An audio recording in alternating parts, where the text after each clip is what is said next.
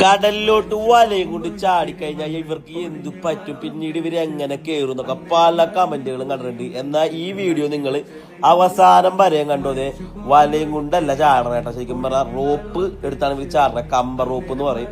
ആ റോപ്പും പിടിച്ച് ഇവർ ഇങ്ങനെ വെള്ളത്തിൽ കിടക്കും, നീന്തി കിടക്കും. വള്ളം ഇങ്ങനെ കറങ്ങി വരും. മീന് ചുറ്റും ഒരു റൗണ്ട് പോലെ മീനെ നടുക്കാക്കിയിട്ട് വട്ടത്തിൽ കറങ്ങി വരുന്ന ഒരു കാഴ്ചയാണ് കാണുന്നേട്ടോ നിങ്ങൾ.